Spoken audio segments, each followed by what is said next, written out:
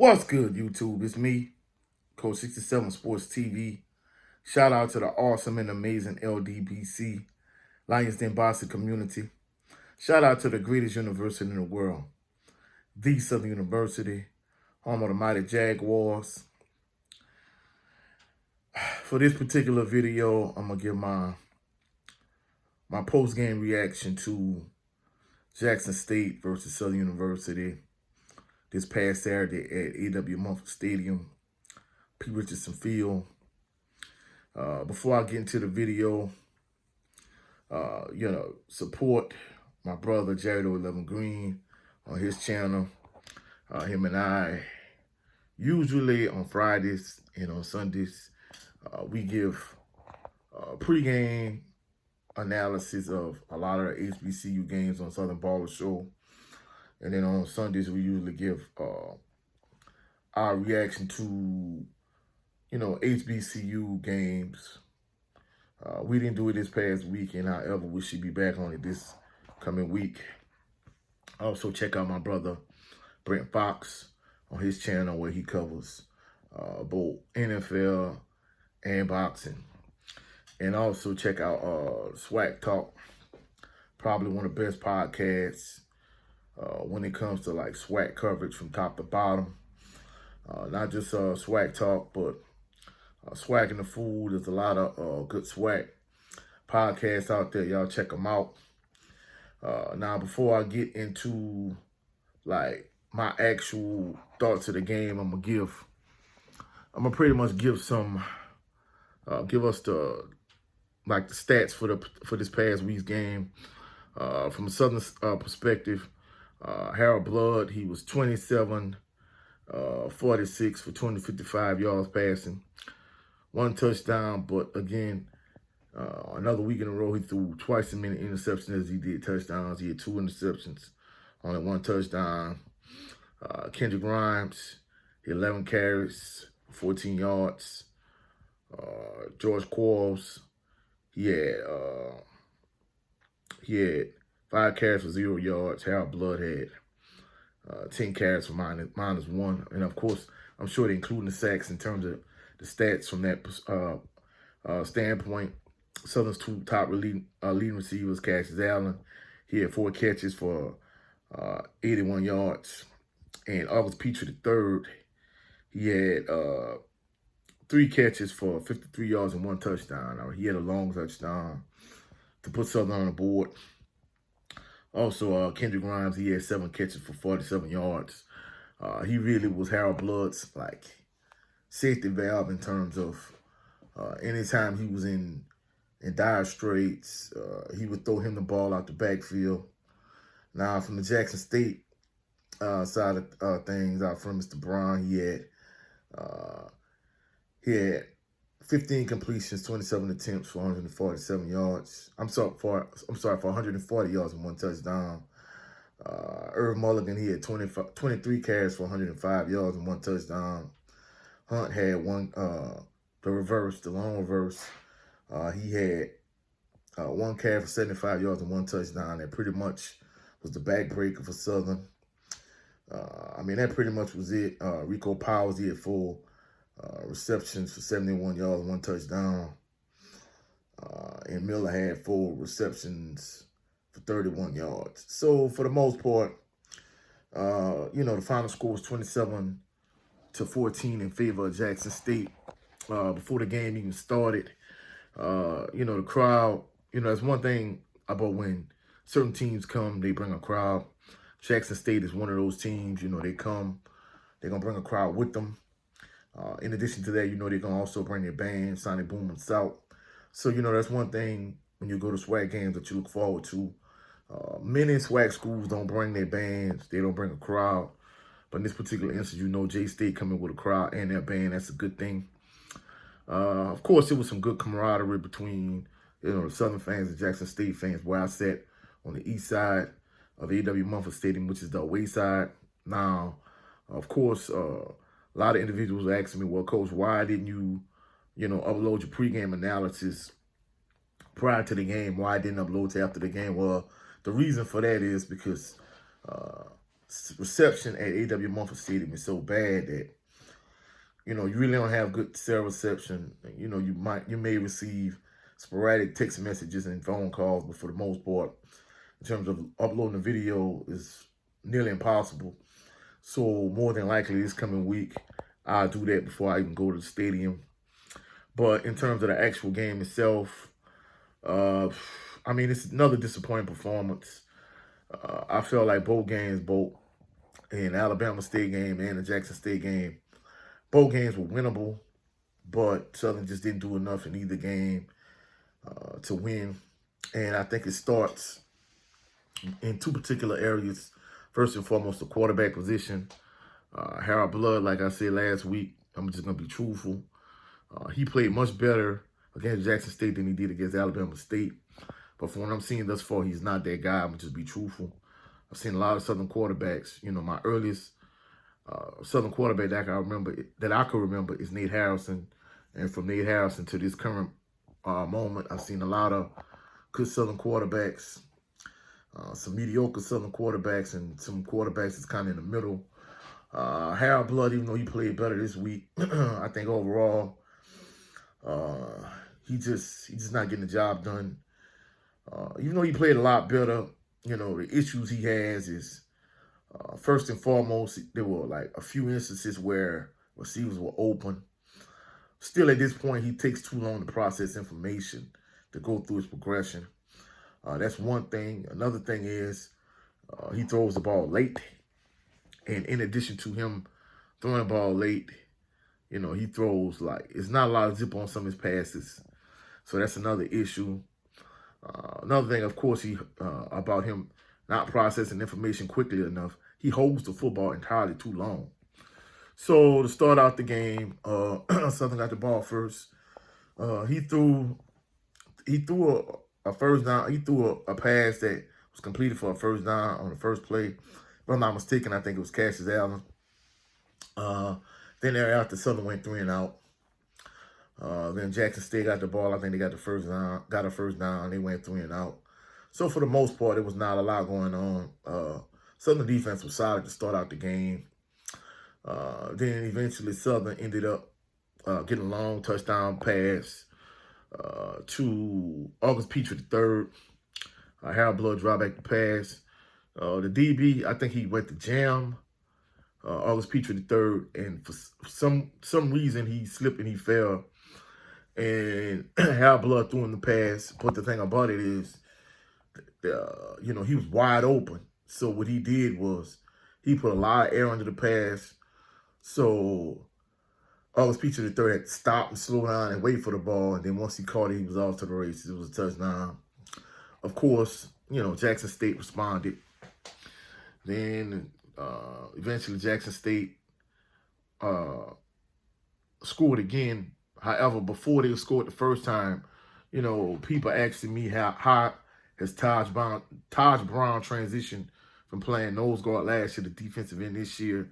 I think him on one end and Kelby Gibbons on the other end, I think they do a good job getting pressure, but they're not getting a lot of sacks. I think that's the biggest thing I noticed. They get a lot of pressure, but they don't get sacks like Jordan Lewis did a couple years ago. So that's going to be the thing, They're going to have to transition from just getting pressure to getting sacks. And I noticed at one point when Southern really was locking J-State up before J-State really got it going offensively, at one point Taj Brown got hurt, and you could kind of see, the tide kind of change. And then, of course, Jackson State ended up scoring time to score up 7-7. Then they scored again, and they went up 13-7 because one of the Southern's interior linemen deflected the extra point. So Southern went down, of course, to answer. And Harold Blood threw in the end zone. He threw an interception. He threw an interception into the end zone, and that's one of the things about him. Like I said, he processes information slow at times, and when he does see receivers, they're open, but he throws the ball late, and that cost him. I really think that was a turning point in the game. And then after a certain point, J-State scored again. And then in the second half, Southern scored, and they cut it to 6-point lead again. But at this point, Jackson State, one of the issues Southern has from an offensive standpoint is, them not being able to to keep drives going, constantly going 3 and out. They put their defense in advantageous situations. They constantly on the field, and I think as the game progressed, excuse me, Southern's defense kind of gradually declined. So the one series, Southern had a long series. They kept their defense off the field. In addition, they was able to go down and score a touchdown. Right after that, our friend Mr. Hunt from Jackson State, I guess it really wasn't a jet sweep. It was like a combination of a reverse and a buck sweep. He had a lot of lead blockers out in front of him. A couple pulling linemen. I think Irv Mulligan was out in front of him also. And running a reverse, he went for 75 yards and a touchdown. And I think that pretty much was the backbreaker. That pretty much ended the game. And the thing about it is, since the game, the thing that really kind of stuck out to me from two things really stuck out. First of all, if you look at Harold Blood compared to when Glendon McDaniels, when he played, I mean, if Southern had him at quarterback right now, in addition to their offensive line from last year, because, that's one thing I noticed during Saturday's game, Southern has next to no running game. Of course, I didn't see Kobe Dillon. It was all Quarles and Kendrick Grimes. They were like the only two backs that played that I saw. But, Southern offensive line, they really miss Dallas Black. Having an offensive lineman that really can anchor your offense and that you can really run behind. Southern's run game is non-existent, whereas on the other side, Jackson State was able to just hand the ball off to Irv Mulligan and really kind of, wear Southern's defensive line down. I think that really was like one of the major differences in the game. Jackson State being able to run the ball and Southern really not. And the fact that Southern had to lean so much on, the quarterback play.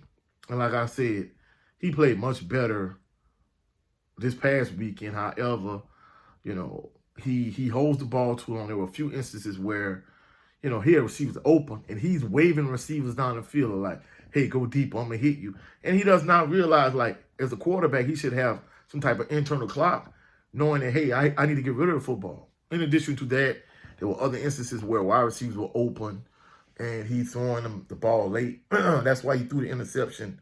They were in the red zone. They could have went up by 1 point. The receiver was open. He saw him late and he threw, a pass that didn't have a whole lot of steam on it. And it wasn't the DB was able to jump up and intercept it. So that happened a few times where I know in one instance, Jalen Howard was wide open on the sideline and he saw him late and he threw a soft pass and basically the DB pushed him out of bounds before the ball even got there. So there were a handful of times where I'm going to say a few times where receivers were open. Instead of him throwing the ball, he waving them down the field, telling him, keep going, I'm going to throw you the ball.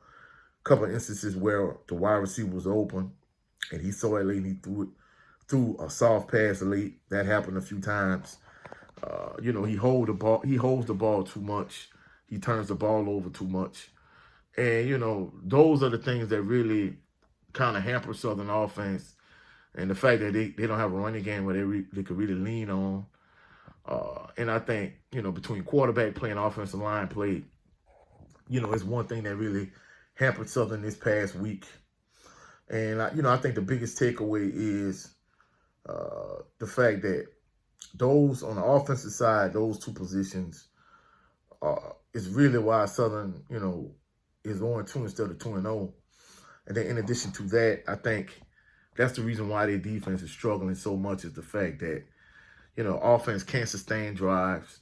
It reminds me so much of the late 90s and the early 2000s, when Pete Richardson had the racehorse offense. It was a spread offense that was no huddle, but slow paced. And of course, people gonna be like, well, hey, Coach Dooley was offensive coordinator at a certain point, after Mark Orlando, whoever, but he either way the cut goes, they're a spread offense.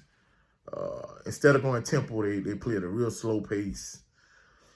And just too often, when it counted the most, he turned the ball over. He made bad plays. He played much better. Like I said again, I'm gonna keep reiterating that. But even with that being said, his improvement between week 1 and week 2 wasn't good enough for Southern to win. And the crazy thing about it is, Jaguar Nation is extremely impatient. A lot of fans want Coach Dooley fired. And the thing he needs to realize, the way he mishandled the situation with Glenda Bubba McDaniel, Bashawn McCray last year at the quarterback position, Southern fans really don't trust him. And when you're taking that and the quarterback play into consideration, basically Coach Dooley, he's in a situation where between these next couple of weeks between Alabama A&M and Arkansas Pine Bluff, like he's gonna really need to blow those two teams out and essentially just run the table and win a SWAC championship just to even keep his job, because a lot of fans want him out and they want him out now, despite the backing from Coach Pete Richardson or whoever the case may be. A lot of fans want him out. They started a petition on Facebook to get him out. So, like, he needs to have a sense of urgency about the way he approaches the situation. Like, the way things are going, like, he's going to get fired. I mean, I don't know if he's aware of this or not. To me, he just kind of seems oblivious, and he's kind of just going about his business. And, last thing I'm going to point out from what I'm hearing, they say Zay Tessett and Jalen Woods, of the 5 quarterbacks that are mentioned, like, from a talent standpoint, even though they might not be ready to play yet, those 2 are by far like the best quarterbacks on Southern roster at this point from what I'm hearing. I've heard it from a handful of individuals. A couple say Zay, a couple say Jalen Woods. So, it's crazy the way things are turning out. It's gotten real ugly real quick. Coach Dooley's really going to need to do something to turn this thing around. If not, guess what? He's going to be out of job. He definitely can't afford to lose to Alabama A&M. He definitely can't afford to lose to Arkansas Pine Bluff. He needs to win both of those games in dominant fashion. So we'll see how things play out. If you saw any value in this video, like the video, share the video, comment in the comment section, subscribe to the channel. Also, click the notification bell so you can be alerted anytime I post any new videos. The next video, I'm going to talk about Coach Dooley and Harold Blood. This entire situation is continuing to unfold and it's not looking good. So, hopefully everything works out. I'll give you my thoughts in the next video. Y'all have a blessed, phenomenal evening. Peace and blessings.